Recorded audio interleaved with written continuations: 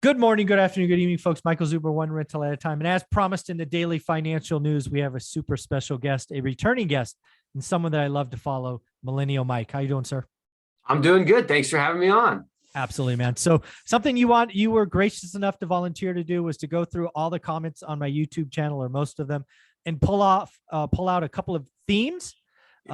Something you'll know about my channel is I do a decent job of responding to the first question, but I very, very, very, very rarely get caught in engagement back and forth. Right? I do this myself. I don't have a team. Yeah, I will respond once, pretty sure, but usually not twice to the same message. So you are gracious enough to go back and pull out maybe some themes that I've done a less than adequate job of answering, which I greatly appreciate. What I wanted to do was give the haters a chance to be heard. See if they have is there any meat on the bone with their questions? So I have some questions from your comment section. Some of them needed to be edited to be a little more family friendly. Sure. And some of the questions are actually genuinely good, thoughtful questions that I think you could just address in kind of a more rapid fire scenario. So I thought this might be a good idea. And if people like it, leave a comment. It might get featured. Yeah, you know what? Something that might be interesting to do is maybe over the course of the next month or so, you could take a list of really the true hater comments, and we'll do one video only for haters. All right. But we'll probably need 5 or 6 questions. So yeah, I think that'd be a fun. Let's address the haters, but we'll do that one later. So what do you got today? Okay, so this one right here. So on the topic of housing price reductions, believe it or not, you got some people disagreeing with you. So the YouTube user Neo Collective, they ask, or they say, real estate people keep saying that prices won't come down. Everybody else knows that they will. It's just wishful thinking. And then this morning, NYC 1963 said, I got to tell you, bro, the math is so freaking simple. You could afford $1 million house at 3%, and now you can afford a $500,000 house at 6%. By the time we hit 10 or 11% interest rates, I know you get it. So what's your response to these guys? Well, so there's a couple of things that people don't really understand about the housing market, right? We're taking like the last portion, right? Hey, higher rates means you can afford less house. Of course, I understand that. It's all about affordability. And in fact, affordability is the number one thing that saved my ass in the last crash. So not only do I understand it, but I've used it to save and make a lot of money. So clearly I get it. What I believe the viewers don't understand is housing is a unique asset because it's both an asset and a requirement. What do I mean by that? Housing is shelter. And the last time I checked, I think I lost it. Are you there? Yeah, I'm here. Okay. So the last time I checked, people don't like living outside and they don't like living in their cars.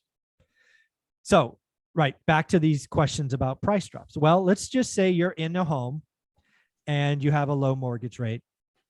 You have an option, right? Some people are in homes today. They're like, hey, if I could sell, I could get my money back and I could have 100 grand or 50 grand or whatever. But what's the alternative? The alternative is renting. And if you are not paying attention, rents today have exploded, especially in housing. Yes. So yeah, it's cute. And it may even be mathematically correct to say what if, but the alternative, the option is not great. Next, what people don't understand about housing is it is sticky. It is price inelastic. It is slow. A housing contract priced right is going to take 45 days, if not 60, to close. So the stuff that we look at closing today was likely signed in late March or April. Hence, transactions are down. Pricing is up. So I believe a lot of people talking about price drops are really wishing. They're not looking at history. We had a time where interest rates doubled and price still went up. It happens. Transactions can get cut in half. So I don't think there's any question we are on the cusp of perhaps the greatest crash in real estate transactions that we have ever seen. And certainly for existing home sales. I don't know about new homes because new homes crashed 80% last time. I don't know that we have the numbers to make that happen.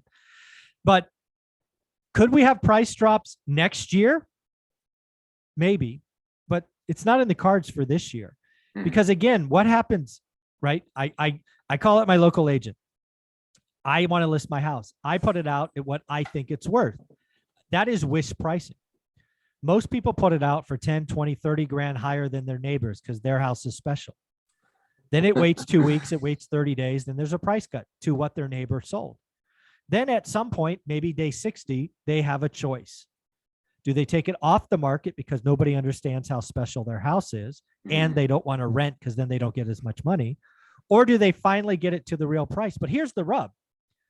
The price last year that house sold was $500. Their neighbor sold it $600 2 months ago. They listed it $650. So they go out at $650, whack, $600, whack, $550. You're still up 10% from last year. Right.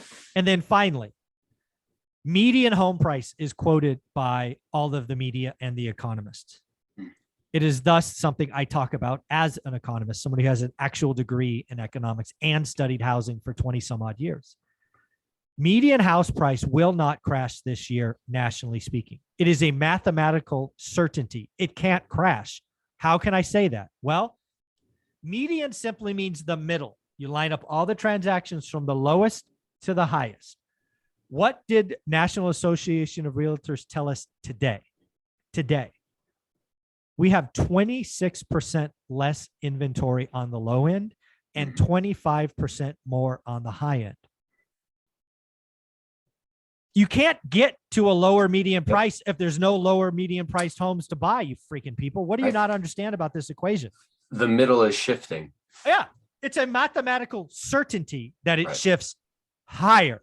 It can't shift lower. There's no inventory to be bought. So, and then the last thing I really want to highlight, really for the people that follow my channel, all of my talk about national housing price will certainly be proven correct, but it should mean very, very little to you. You need to learn your market and more specifically your buy box. Something I would challenge every student of mine and follower to do is add a date column. When did it change? When did the price drop? When did it get listed? You are going to see cancellations, returns. It is going to be the messiest market that we've seen in 2 years, and by happenstance, the most amazing market. The market that we are going to head into when transactions crash 50% is wonderful for investors because we get to find the mysterious, the hidden, motivated seller. Yeah, the rare. The rare. Well, they're not going to be as rare. They were certainly rare last year. Yeah. You're going to be shocked. In 6 months, 6 months, it's going to be amazing. It's like, oh my God, there's another one. Oh my God, there's another one. So last point on this is I just talked to Matt, the lumberjack, today. He is looking to buy a house in Las Vegas for his second home, and he wants at least a 30% discount. Does that mean that Vegas needs to fall 30%? Absolutely not. It means he needs to find one dated home where the seller is in a situation that they need just to get out. Yeah. You don't need a market crash to find a deal. You're lazy if that's what you think. Go do the work, write great offers, and let's just get after it. This is the best time for investors. If you want to whine and talk about price cuts and all of it, you're just not going to be right. The median can't go down when you lose 25% of the low end. So you can argue with me. You can point at the math and say $1 million home is only $5. Yeah, you're mathematically correct, but that doesn't mean a hill of beans in the environment we're in. Right. Yeah. So I think the thing that commenter forgot to mention was you're right. If less people can afford it, then instead of it forcing prices down, it will just force transactions down because less people will buy it. Because you're right. They can't afford it. You're right. They can't afford it. And again, housing is sticky. It is so much slower than people want. Right. And again, what's the alternative? If I sell my $1 million home for $900, I'm going to go rent. Oh, by the way, I got a 2.8% mortgage and my mortgage payment's less than rent. So why the hell am I moving? Right. Just people just want it because they missed out on the opportunity. They listen to other channels. Dude, the sad thing is people are calling for a housing crash in 2020. It was the second best year to buy a home in 52 years. And I told people that, you can listen to who you want. It's okay. All right. Next topic. Okay. So the next topic is on cryptocurrency. There's a bloodbath in the crypto market.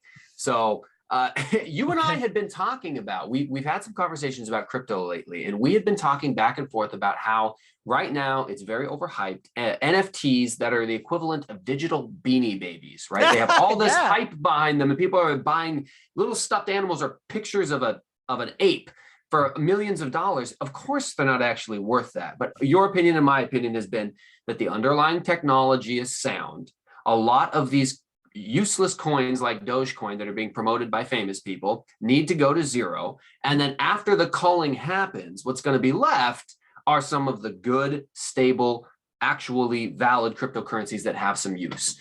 So what I have right here for you, Mandy W, she asked a question, would now be a good time to invest some play money that I can afford to play around with and possibly lose in crypto, or wait for it to go down a little bit more? Do you have any thoughts about investing right now? Yeah, so I don't time markets. I don't really have those discussions. I think dollar cost averaging, things of that nature are the right way to go just in general. But what I would say about crypto is it has to be that there's two things that I think about crypto. And I think I've said these before. I believe there's real technology and, more importantly, real innovation coming. I believe the last 2 years when money rained down on fools, we lost that. We lost innovation. We lost real work. It was all momentum and meme stocks and famous people doing probably illegal things. And I hope some of them get fined or go to jail. But right. The market we're entering is going to be about innovation. I hope we lose 80% or more of these BS momentum coins. The fact that you can issue 1 billion coins and have no development team around them a year and you still have a price point above zero is stupid. Just stupid. So I don't know if it's a good time or not. I won't be investing anymore. What I did with my, probably more than most people, is I took 1% of my net worth over the course of a 10-day period. I put it to work in 3 coins, and I won't look at it again. It was worth a lot more money a year ago. It's worth less money today. It's an insurance policy against stupidity. And I chose the 2 biggest coins. No secret who they are. And then I called up a buddy who's got 10 figures in the business, and I said, give me 1 flyer, and I put 2% on that. So I don't know if it's a good time or not. I'm looking forward to 80% going to zero in true innovation. That's what I'm looking forward to.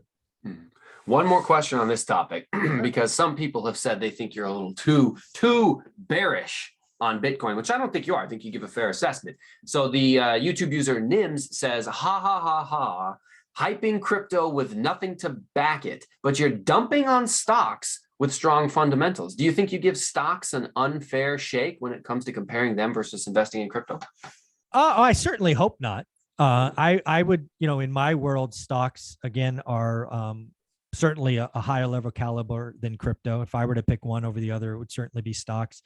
I would say when I have dumped on stocks, it is a lot to do with the large YouTubers who are often in their 20s, only talking about tech stocks that make no money and really offer no value. And I think a lot of those are going to zero. I think there's a lot of companies that went public, maybe via SPACs or other things, that don't really have, they don't really make anything. They're financial engineering at best. And the ability to borrow money or sell shares is turned off. So I think a lot of those stocks are just like crypto. They're going to zero. But if you're going to buy real companies that make real stuff, that have real moats, I think, again, I'm telling people, I am going to go back into the stock market. My floor is about 3,200 on the S&P. It doesn't have to be yours, but that's where I'm going to start shopping if it gets there. And I will be buying real companies with real margins that make real stuff. That have real moats. I will have money in the stock market by the end of the year is my prediction. I will have more money in the stock market than I do in crypto. So no, I don't think that's a fair statement. Could he have, I mean, I don't know what video he was pissed off about, but it sounds like someone whatever. who might have just seen a one video only and decided to make their comments. Yeah, okay. Next topic on the Fed raising interest rates. Addie V says, one question. Why did the markets go up with a 75 rate increase? Does it have to do with public confidence in the Fed that they're doing the right thing? And some of these comments come from folks who maybe English wasn't their first language, so I had to try to guess at what they were saying. Sure. But he was saying maybe there's more to why the market went up at 75% numbers calculations. He wants to know what he's missing. He wants to know why you think the Fed raised 75 basis points. Yeah, so I actually called for the Fed to raise 75 basis points long before that was the notion. So really, the Fed has 2 mandates: stable prices and full employment. It is very clear they've done one without the other. They have basically what they have to do, in my opinion, is I don't know of another analogy, but they basically have to reload the gun, right? You can't take rates below zero, or at least we haven't yet. We haven't gone negative, right? Other countries have, in fairness. I don't see it here, at least in the near term. So they have to raise rates so that they can prepare for the next recession. Now, why did the market go up? I think it's really simple. I think the market got what they expected. And you've actually seen that the last two meetings. The market went up on the 50 basis point move last time and 75 this time, and then gave it all back and then some. Right. I think the market, again, the stock market is not the economy. The economy is not the stock market. Generally speaking, the stock market is at least 6 months ahead. I believe the stock market, while it's having a wonderful day today, hasn't priced in earnings cuts, earnings disappointments. I think we're closer to a recession than not. I think the market needs to come in. Hence my 3,200 on the S&P from the earlier comment. More pain ahead. Not a lot of pain. That's like 10%, maybe 12%. And then I start shopping. I don't deploy everything right away.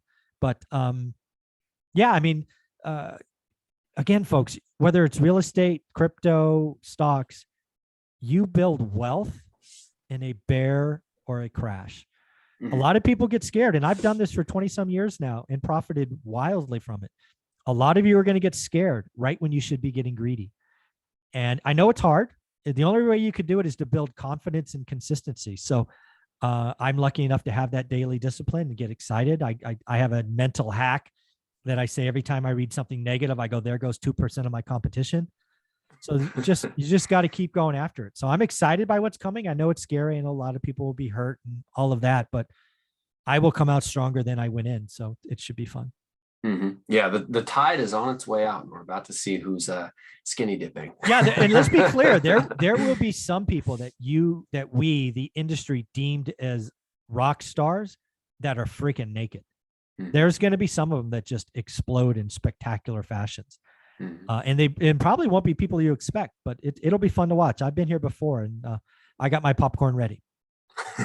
All right, last topic for this video, and this is a good note to end on. So you recently released a video where you talked about all the money you've invested into YouTube, into your studios and into your production, all that stuff. Well, on that video, on the growth of the One Rental at a Time channel and on the future of the channel, Brent Vodo stated that he went looking for an alternative to BiggerPockets, and he found your channel about 18 months ago. He enjoys and learns from your content. Keep it up and thank you. And then John F. said, thank you so much for this channel. Frustration with BiggerPockets led me here a couple of years ago, and I've never looked back. Thanks for being so grounded and helping us see how things really work. You're the best channel on YouTube. And so I agree, and I wanted to get your opinion. Do you think, or do you forecast that you'll be able to compete with BiggerPockets, the big dog? Is that what we're going for one day? I have actually never thought about that. I don't consider them competition. I think anybody that much better than them. You got that Michael Jordan attitude. All right, that's fair enough. Yeah. Humble. Your words, not mine, but I appreciate that. No, I don't look at it that way. And again, I don't know if people know this. I was actually a very early featured blog writer, weekly blog poster for BiggerPockets. I was interviewed by Josh Dorkin when he was still in his basement. I was like video 87 or something. You can go find it. It's kind of funny. I got really fat face. I was overweight at the time. I still go back and look at it comically. But I actually left because of Brandon Turner. Brandon Turner came on as a, I don't know, not an employee. I don't know, whatever that's called. And the first thing he did is took over the blogs. And I left because Brandon Turner instituted some rules. And the thing that got me is I would usually do these weekly series. Like this is A, then B, then C. And what you had to realize is I was writing the stuff I was doing while I had an 80-hour-a-week job. And Brandon Turner came in and basically poo-pooed that and said, you can't do that anymore. I'm like, Brandon, what the freaking hell are you doing? I work 80 hours a week. I'm not doing anything on this. And, I'm writing these on airplanes and at 1 a.m. in hotels. So if this is what you want, I'm out. And then I left, all because of Brandon Turner. And that's probably why I'll never be back, because I just tell people the truth. I left because of Brandon Turner and, Mr. Beard and all that crap. He's pretty well known. So that's why BiggerPockets will probably never have me back on. But I don't consider myself competition. I stay grounded in what I've done. If you actually can find my old articles, if they're still there, it's very much One Rental at a Time-esque. I was doing Burr before they sexy named it, which I think is so comical. Yeah. So no, I'm just going to keep being me. This is not about being BiggerPockets. This is not about being anybody else. This is about Michael Zuber being himself. More importantly, I consider One Rental at a Time a channel with 10 millionaires.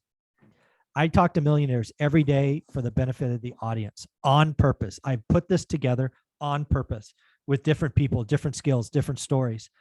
I like talking to millionaires. I like to talk to people that are still doing the business. And I'm going to do it as long as it's fun. And yeah, I spent over 6 figures on this channel. Everybody wants to talk about what I make. I've lost over 6 figures investing in this damn thing. And I did it happily. So it's just, people have a weird fixation with money. It's like, dude, I'm losing money on this thing, right? This is a tax write-off for me. So, I don't know what you guys are thinking. Well, it's definitely a time suck, but hopefully in a good way. I used to always think that the hardest working, as much as I now tend to disagree with the content he puts out, but he gets credit for being the hardest working YouTuber I ever thought that I would see, and that was Meet Kevin. Yeah, the man was just 3, 4, 5 videos a day like clockwork for years. But I think you're giving him a run for his money, at least in terms of overall content produced. Definitely. Yeah, you're going to see every 2 hours on my channel. You will see something. I do 6. So I do a live show at 7:30, then 6 interviews, 12 to 15 minutes, and then my team does shorts from 8 o'clock till 6 in the morning. Every 2 hours, you're going to get something fresh, and it's going to be new and unique. I don't repurpose. So, yeah. All right. I want to ask an honest question here. Were you ever that guy who said to yourself at one point 10, 15 years ago, man, this Instagram thing seems really stupid. It's just a bunch of people taking pictures of cats. I'll never do that. I'll never use YouTube. Oh yeah, I was absolutely. I did not have a social media presence outside of LinkedIn until the day after I retired. LinkedIn was a platform for professionals. It's how I recruited. Literally no Facebook, no Instagram. No YouTube, nothing. I had nothing. I didn't have time. I didn't care. I got my kicks other ways, but it is the way that you motivate, you inspire. So yeah, I didn't even know what Instagram was. I never looked at it. I didn't know it was a thing until I was retired. Well, hopefully this video has answered some questions out there for some of your followers. If you want your question potentially featured in another video like this, leave it down below or make it spicy enough in one of his weekly videos that I find it and you might get featured. That's all I got for you, Mike. I appreciate it. Where can people find you? If you go on YouTube and just type in Millennial Mike, I'm on Instagram and I'm on YouTube. I make a bunch of videos about investing out of state or investing at a distance. From the West Coast, I target the Midwest. So if you want to learn about that, then follow me. And you were gracious enough to create amazing content for the course, How to Get Started One Rental at a Time, because I, again, stay in my lane. I've never invested out of state. You have, hence you've created content for that. I appreciate it. Thanks, buddy. No problem.